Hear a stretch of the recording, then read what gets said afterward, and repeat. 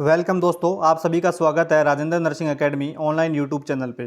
दोस्तों, आप सभी को पता है एक ताज़ा अपडेट है। All India institute of medical science AIIMS new Delhi ने एक चौंकाने वाला फैसला किया है। आप सभी को पता है कि नॉरसेट जो 5 होगा उसमें 2 एग्ज़ाम होने वाले हैं, प्री और मेंस। याद रखिए, आपको बता देते हैं कि जो है दिल्ली एम्स ने अभी अभी फ़िलहाल कल ही नोटिफिकेशन जारी किया है। नोटिफिकेशन आउट हो चुका है, रिलीज़ हो चुका है। तो आप सभी को मैं बता देता हूं दोस्तों कि ऑनलाइन एप्लीकेशन इनवाइटेड हो रहे हैं नर्सिंग ऑफिसर एग्ज़ाम के लिए। नॉरसेट 5 रहेगा, नर्सिंग ऑफिसर की पोस्ट रहेगी और लेवल जो है 7 रहेगा पे मैट्रिक्स का। ठीक है, इसके अलावा बात की जाए तो 4600 पे ग्रेड पे ये रहेगा। और एलिजिबल क्राइटेरिया क्या है? BSc nursing honours, BSc nursing, all India nursing council, state nursing council से जो है जिन्होंने भी बीएससी नर्सिंग की है वो सभी इंक्लूड होंगे। BSc nursing post certificate, post basic BSc nursing वाले भी इस फॉर्म को भर सकते हैं। Registered as nurses and midwife with state and Indian nursing council से होना चाहिए। इसके अलावा जीएनएम की बात करें तो diploma in general nursing midwifery from Indian nursing council, GNM होनी चाहिए। इसके साथ ही 2 साल का मिनिमम 50 बेड का हॉस्पिटल का जो है एक्सपीरियंस होना ज़रूरी है जीएनएम वालों को। चलिए नेक्स्ट बात करते हैं एज लिमिट की। तो एज 18 से 30 साल तक जो है एज लिमिट रहेगी। इसके अलावा बात करें एप्लीकेशन फ़ीस की, तो एप्लीकेशन फ़ीस जो है इसकी जनरल और ओबीसी की 3000 रुपये है। SC ST कैंडिडेट EWS की जो है 2400 रुपये इसकी फ़ीस रहेगी। और जो है फिजिकल जो पर्सनल विद डिसेबिलिटीज़ है उनकी कोई फ़ीस यहाँ पर नहीं है। चलिए नेक्स्ट बात कर लेते हैं। बहुत इंपॉर्टेंट इन्फॉर्मेशन तो ये है कि इस बार 2 एग्ज़ाम होने वाले हैं। ऑनलाइन CBT एग्ज़ाम स्टेज पहली जो रहेगी नॉरसेट की वो प्री होगा 17 सितंबर 2023 संडे को प्री एग्ज़ाम होगा, जिसके अंदर 100 क्वेश्चन होंगे। 100 में से 80 क्वेश्चन नर्सिंग के होंगे, 20 क्वेश्चन मैथ रीजनिंग GK के होंगे। और इसके बाद जो बच्चा प्री क्वालिफाई करेगा वही बच्चा मेंस लिखेगा। तो मेंस जो एग्ज़ाम है वो 7 अक्टूबर को होगा, अप्रोक्स 20 दिन बाद 7 अक्टूबर को होगा 2023 जो है शनिवार को ये एग्ज़ाम होगा।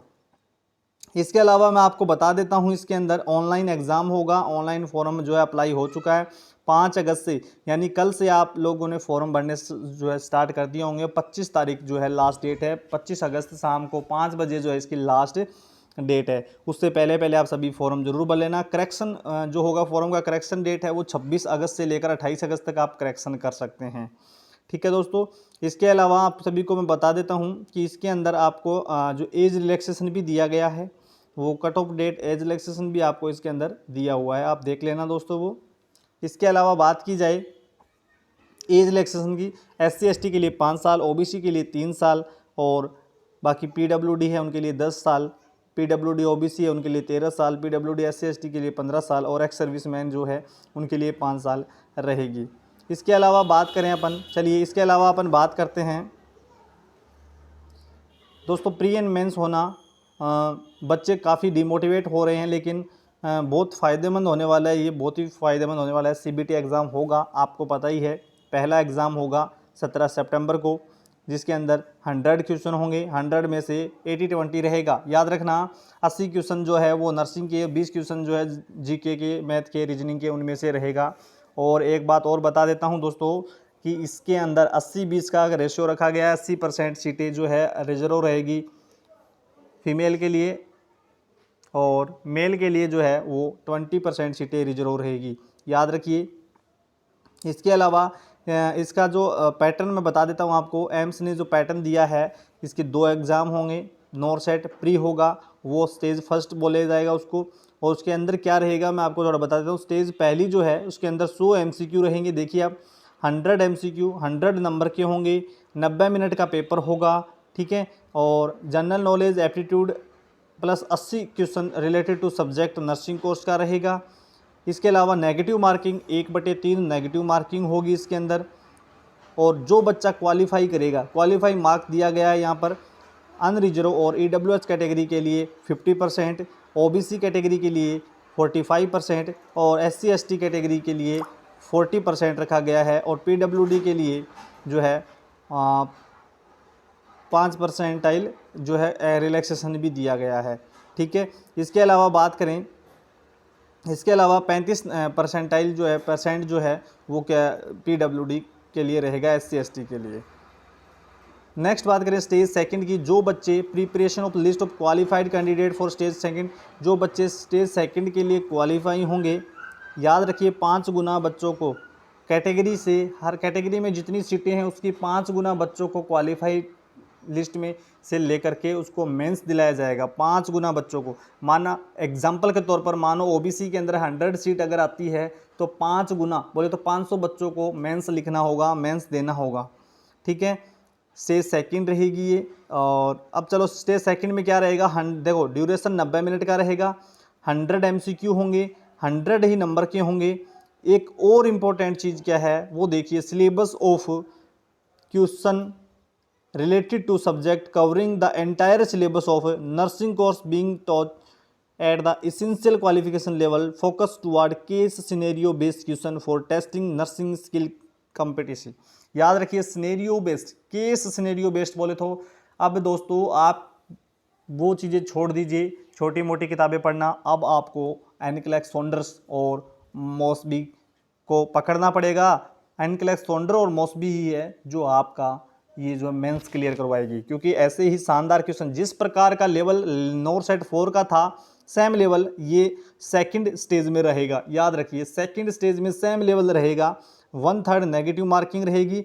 इसका भी आपको मैं बता दूं, इन्होंने साफ साफ बोला है कि प्री क्लियर करने का मतलब ये नहीं है कि आपका फाइनल सिलेक्शन हो गया है, आपको मेंस देना होगा। मेंस में अगर आप सिलेक्शन होता है तब आपका जो है फाइनल सिलेक्शन माना जाएगा। तो 50% नॉरसेट के अंदर OBC जनरल कैटेगरी EWS के लिए 50% रहेगा, 45% OBC के लिए रहेगा, 40% SC ST के लिए रहेगा, PWD के लिए 5% रिलैक्सेशन दिया गया है, 35% पे हो जाएगा SC ST में, OBC में 45% पे।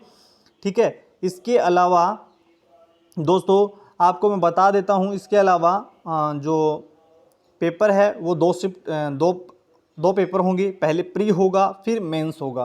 प्री में जो बच्चे क्वालिफाई होंगे उन्हीं बच्चों को मेंस दिलाया जाएगा। जरूरी नहीं है कि जो सभी क्वालिफाई हों सभी एम्स लें।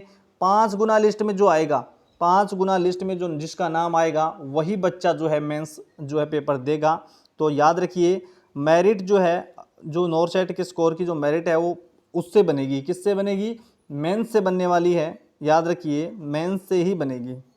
ठीक है, एक चीज़ और लिखा है इन्होंने कि resolution of tie case, in case of जब अगर किसी बच्चे की सेम नंबर आ जाते हैं, इक्वल नंबर आ जाते हैं, तो उसको कैसे करेंगे। सबसे पहले using data of birth, older candidate place higher. याद रखिए अगर मानो कि मेरे और मेरे दोस्त के सेम नंबर आ गए, 100 में से 80 नंबर आ गए, सेम नंबर आ गए, अब लेना एक को ही है तो किसको लेंगे। सबसे पहले देखेंगे एज क्राइटेरिया कि एज जिसकी बड़ी होगी उसको ही लिया जाएगा। अगर एज भी सेम निकल जाए उनकी तब क्या करेंगे, इफ़ नॉट रिसोल्व बाई, तो number of wrong answer, negative किसने कम किए हैं, जिसने कम नेगेटिव करे होंगे उसको लिया जाएगा। ये चीज़ें हैं आपको मैंने बता दिया है। सिलेबस आपको पता ही है, पहला जो पेपर होगा उसका जो सिलेबस है आपको पता है। देखिए 80 क्वेश्चन जो है नर्सिंग के और 20 क्वेश्चन मैथ रीजनिंग GK के रहने वाले हैं। पेपर का लेवल मॉडरेट रहेगा।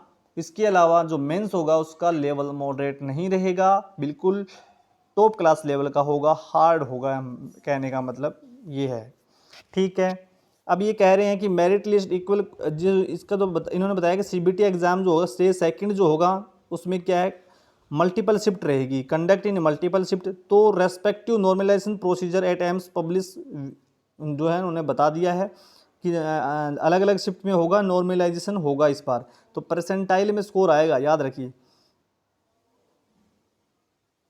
तो ये था अपडेट आप सभी के लिए, तैयारी कर लीजिए दोस्तों। NORCET merit list valid for period of 6 month for the declaration next NORCET merit list. देखिए आप सभी को पता है एम्स 2 होने लग गए हैं, नॉरसेट के एग्ज़ाम 2 होने लग गए हैं। तो अब 2 का इन्होंने प्री और मेंस भी कर दिया है। तो याद रखिए ये जो उन्होंने किया है ये बहुत फ़ायदेमंद होने वाला है बच्चों को। इससे आपको बिल्कुल भी पैनिक नहीं होना है, डीमोटिवेट नहीं होना है। आप सभी के लिए बहुत ही अच्छा काम किया है इन्होंने और अच्छा करते आए हैं।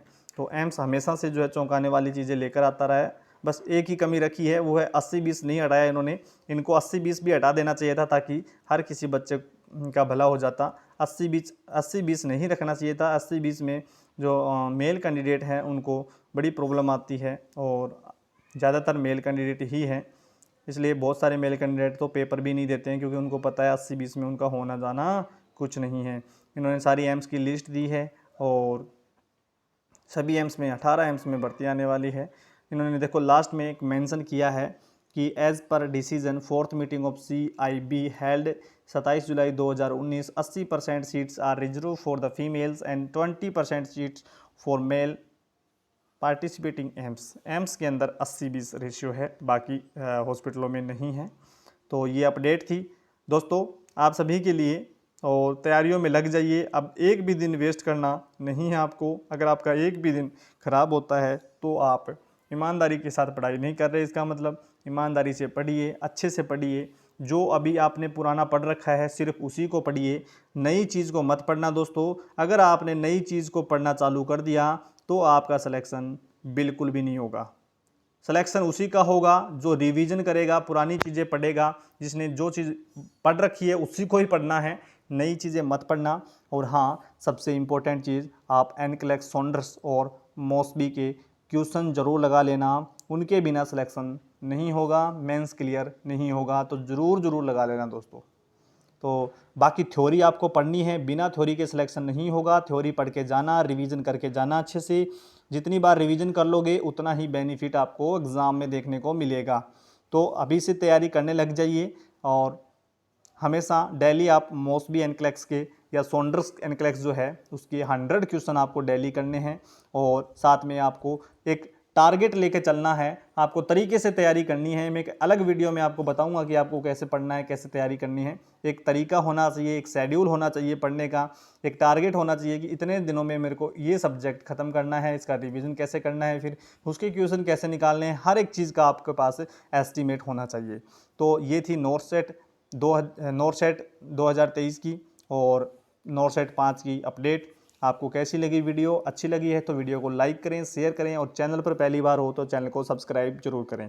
Thank you so much.